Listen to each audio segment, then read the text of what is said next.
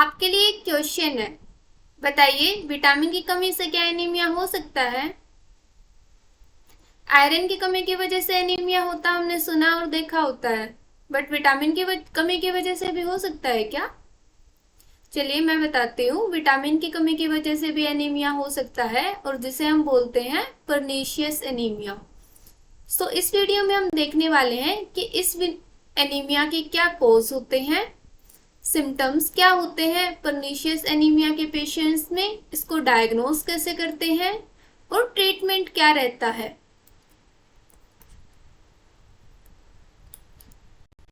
मेरी last video में मैंने बात की थी एप्लास्टिक एनीमिया, जो कि एक टाइप ऑफ एनीमिया है। एप्लास्टिक एनीमिया में क्या होता है कि जो बोन मैरो होता है जिससे ब्लड सेल्स बनते हैं, वो इनफ अमाउंट में ब्लड सेल्स नहीं बना पाता है, इसलिए एनीमिया देखने को मिलता है। एक होता है iron deficiency anaemia. Iron deficiency anaemia में क्या होता है कि आयरन की कमी होती है ब्लड में, जिसकी वजह से हमें एनीमिया देखने को मिलता है। आज हम बात करने वाले हैं परनीशियस एनीमिया की। सो वीडियो को स्टार्ट करते हैं with what is pernicious anaemia. Pernicious anaemia क्या होता है? सफिशिएंट अमाउंट नहीं होती है रेड ब्लड सेल्स की और हीमोग्लोबिन की। क्यों? क्योंकि इनफ अमाउंट में विटामिन B12 नहीं होता है। Vitamin B, C, vitamin A, vitamin K, ये सारे विटामिन के टाइप हैं। सो जब शरीर में विटामिन B12 की कमी होती है तो उसकी वजह से ब्लड सेल्स और हीमोग्लोबिन की कमी देखने को मिलती है, और जिसे हम बोलते हैं परनीशियस एनीमिया।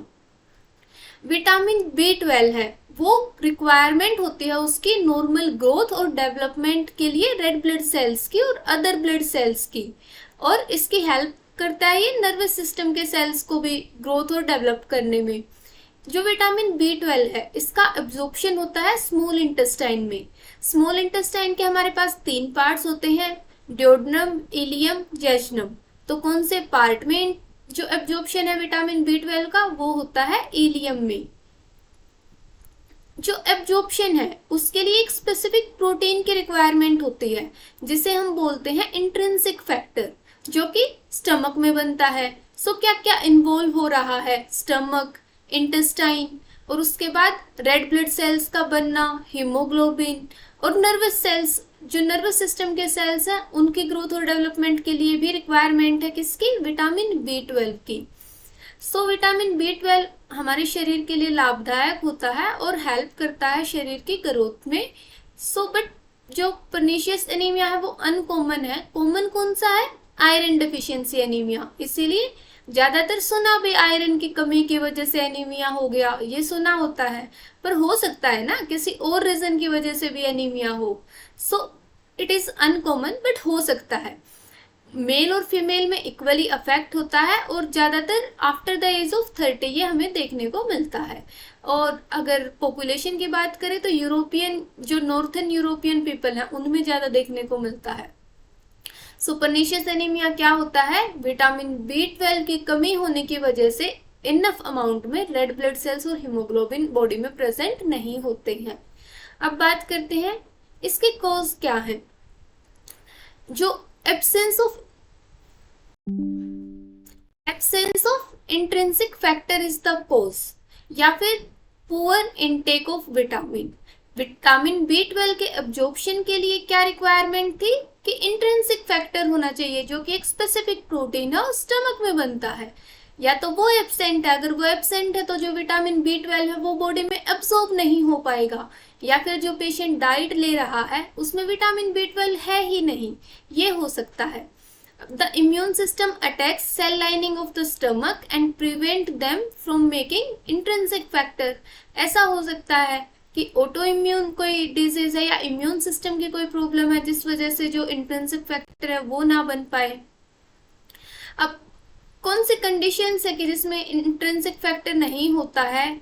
या तो सर्जरी की वजह से स्टमक का वो पार्ट नहीं है, अल्सर्स, कैंसर, या स्टमक की कोई स्पेसिफिक डिजीज जो इंटरफेयर करती है, जिस वजह से इंट्रिंसिक फैक्टर नहीं बन पाता और विटामिन जो B12 है वो एब्सॉर्ब नहीं हो पाता है।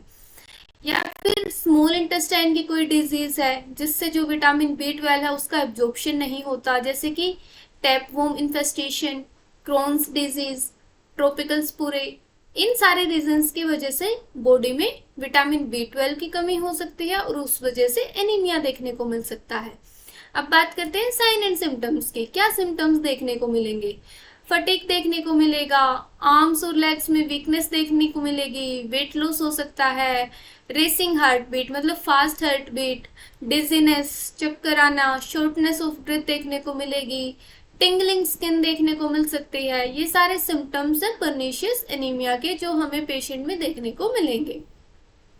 अब बात करते हैं डायग्नोसिस की। डायग्नोसिस कैसे होगी? ब्लड टेस्ट से, और जो स्पेशल टेस्ट का नाम है वो है शिलिंग टेस्ट, जिससे डायग्नोस किया जाता है पर्नीशियस एनीमिया को। अब बात करते हैं ट्रीटमेंट की। ट्रीटमेंट में क्या रहेगा कि इंजेक्शन दे सकते हैं हम पेशेंट को विटामिन B12 के अंडर द स्किन और इनटू द मसल्स।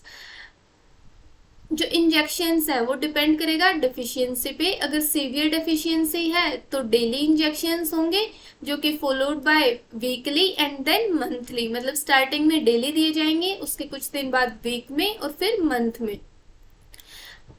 जैसे ही 4 to 8 वीक्स जाएंगे तो जो कंसेंट्रेशन है हीमोग्लोबिन की वो इंक्रीज होना स्टार्ट होगी और जो इसका ट्रीटमेंट है वो लाइफ लॉन्ग चलेगा। और अगर लो विटामिन B12 लेवल्स हैं, पुअर इनटेक है, उसको हम ओरल सप्लीमेंट्स दे सकते हैं विटामिन B12 के।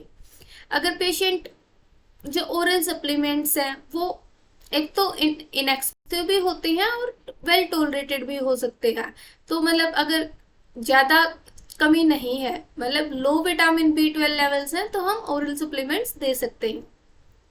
एक जेल सॉल्यूशन भी अवेलेबल होता है जो कि विटामिन B12 का है, उसको हम नोज के थ्रू देते हैं via metered dose nasal inhaler, और इसको हम वीकली की जगह मंथली इंजेक्शंस में देते हैं क्योंकि ये मोर एक्सपेंसिव है। और फर्स्टली क्या होगा कि हम इंजेक्शंस देंगे, उसके बाद जब नॉर्मल आ जाएगा लेवल, उसके बाद हम जो ये नेजल रूट है इसको फॉलो कर सकते हैं। और जो विटामिन B12 है इसके रिप्लेसमेंट से जो एनीमिया है वो टोटली फुली करेक्ट हो सकता है और फर्दर इंजेक्शंस लेने की नीड नहीं होती है।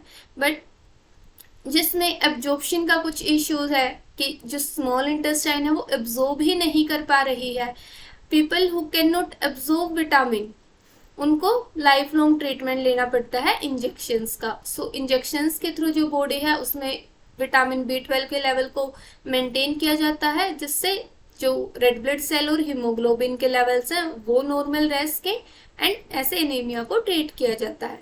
Some do and don'ts in managing pernicious anaemia. So जो इंजेक्शंस हैं वो कंटिन्यूटी में लेने हैं जब तक एनीमिया करेक्ट नहीं हो जाता है। एंड अगर कोई फीमेल है और वो प्रेग्नेंट है तो हेल्थ केयर प्रोवाइडर से स्पेसिफिक इंजेक्शंस और जो भी ट्रीटमेंट ले रहे हैं वो बताना होता है, बैलेंस डाइट लेनी होती है। जो भी सप्लीमेंट्स हैं, जो भी कोई जो होता है कि सिर्फ वेजिटेबल डाइट अगर ले रहा है तो नॉर्मली क्या देखा गया है कि उसमें विटामिन B12 की डेफिशिएंसी होती है। सो ओरल सप्लीमेंट्स लेने हैं या नहीं, मतलब फिजिशियन से हमें कंसल्ट करना है। और अगर सीवियर सिम्टम्स हमें देखने को मिलते हैं तो हमें हेल्थ केयर प्रोवाइडर से कंसल्ट करना है, जैसे कि chest pain, palpitations, shortness of breath. क्या नहीं करना है? अपनी मर्जी से ट्रीटमेंट को स्टॉप नहीं करना है। और एनीमिया के साइन एंड सिम्टम्स जब तक रिटर्न हो सकते हैं अगर ट्रीटमेंट हमने अपनी मर्जी से स्टॉप किया।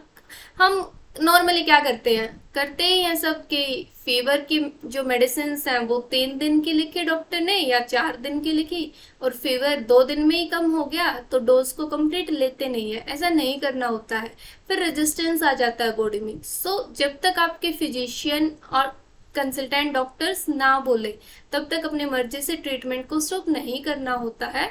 So this is all about pernicious anemia, about its causes, symptoms, diagnosis and treatment.